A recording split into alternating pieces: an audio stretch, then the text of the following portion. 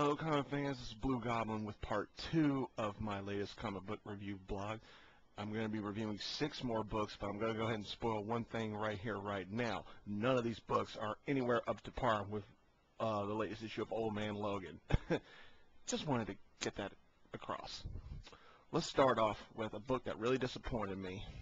What If Secret Wars? Now, I don't know why they released this in 2008, well, in 2009 I should say right now, that, you know, I wanted this book to be good, I really, really did, but to be honest with you, they just waited too long to tell a what-if story about Secret Wars, because Secret Wars happened over 20 years ago.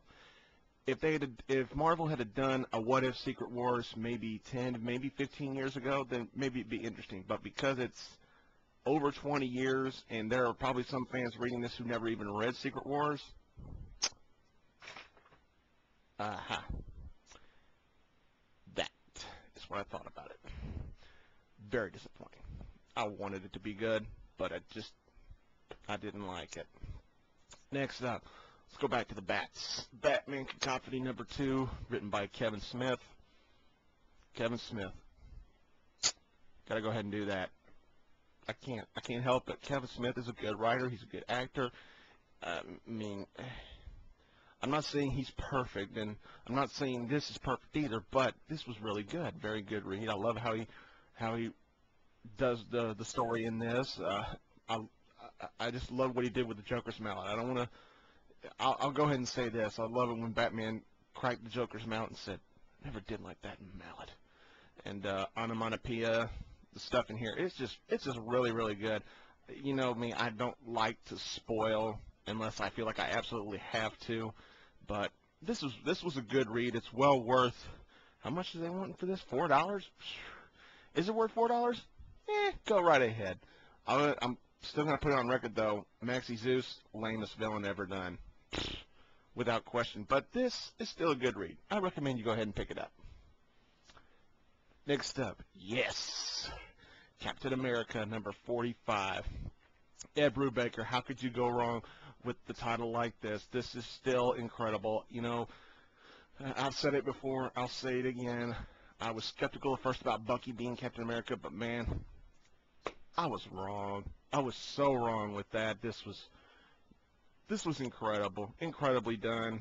I love what happens near the end of the book. It didn't shock me, but it caught me off guard. I looked at it and I went, what the hell? You got to read this book and see what Captain America and the Black Widow find in the streets. It's going to make you probably go, what? Because it did me. Very good. Go ahead and pick it up.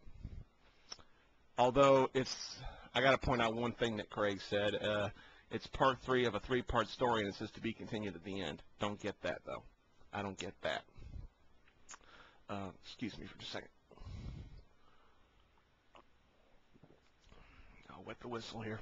Cup of coffee. Next up, we got issue 10 of X-Force. This is a story focusing mainly on Warpath and Ghost Rider, taking on the so-called the Demon Bear. And this was all right. This was really good.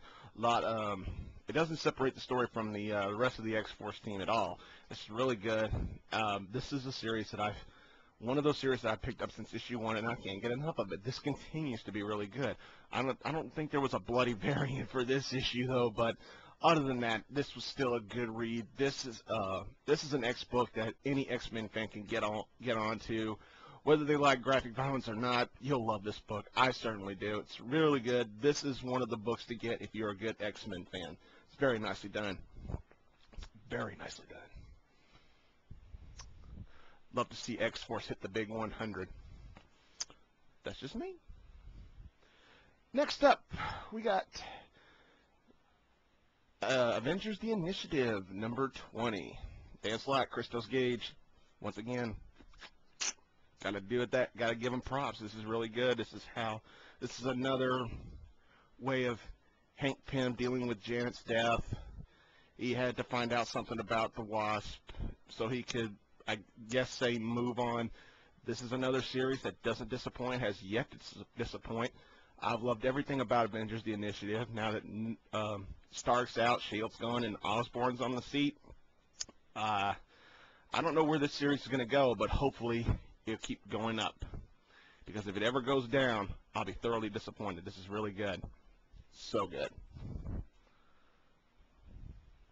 Finally, we got Fantastic Four, number 562, The Funeral of the Invisible Woman. Bit odd.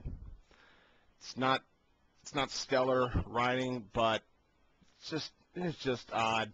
I went ahead and picked it up, thought it'd be a good read. It was a good read. It was just a bit odd, and I did not understand the ending of it. I've only been half and half with Fantastic Four right now. Half the times I like it, half the times I just like, why am I reading this? You know, this was one of those times I was like in the middle. Go ahead and pick it up if you're a Fantastic Four fan like I am. It's a good read, just a bit odd. That certainly went by quick, didn't it? Oh, and one other thing I should point out about What If Secret Wars before I throw it away. Well, I'm not going to literally throw it away. I'm going to tell you that I did like the cover. That was the only good thing about it, other than it was a huge disappointment. Well, that's all I got. So until my next review comes along, I'll see you later.